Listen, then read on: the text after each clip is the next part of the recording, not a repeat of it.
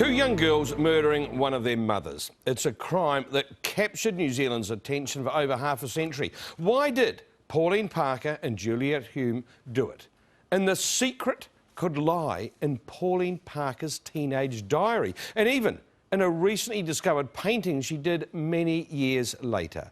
Mark Kreisel on the secrets revealed about the pair and the ties that still bind them.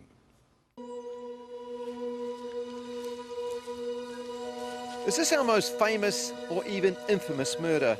We should be going back. We don't want to miss the bus. In 1954, two schoolgirls, Juliet Hulme and Pauline Parker, went out for a walk in a Christchurch park with Pauline's mother, Honora.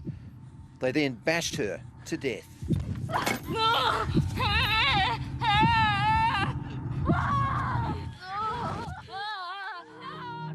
Well, I reckon this is the murder spot right here.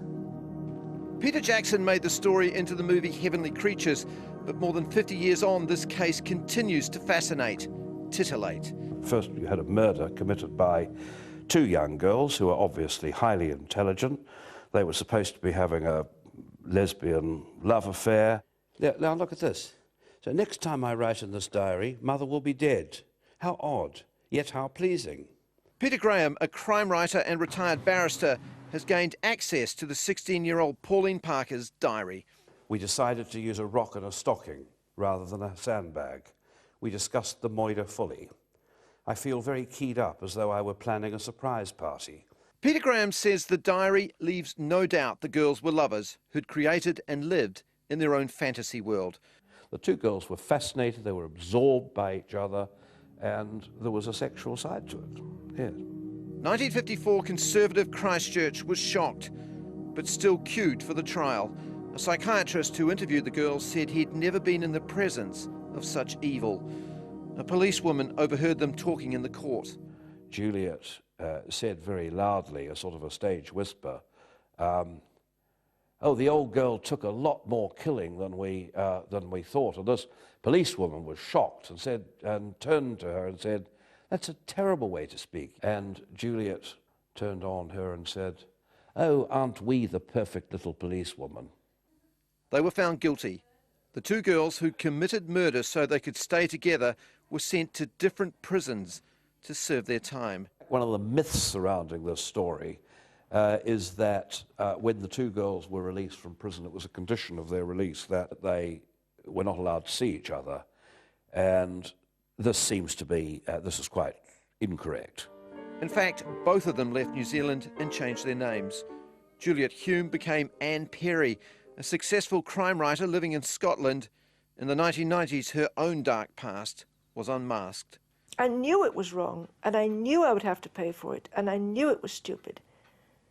But I was terrified that she really would take her life and it would be my fault. Peter Graham says the diary doesn't support the suicide line, but Anne Perry refused to give him an interview. He says Perry only talks about her old self, Juliet Hulme, when she's releasing a new book, and he sees very little remorse. A bit like the Clayton Weatherstone type of personality. Same sort of idea, really. Lack of empathy being a strong indication. Pauline Parker has never talked publicly about killing her mother. She's now Hilary Nathan and was also discovered in the 90s living in the UK as a recluse. And in the corner a mattress, which is where she sat and slept and mostly lived her life. In the opposite corner there was a TV with a video with opera playing, and that's where she spent her life. Andrew Ayres met Hilary Nathan and bought her rundown house in Kent. Inside, he discovered this fascinating mural painted on a wall.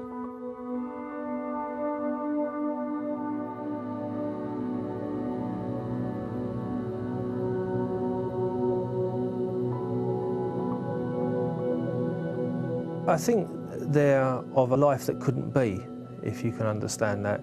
You know, there's pictures of two figures, black-haired, light-haired, with an axe through them being split up.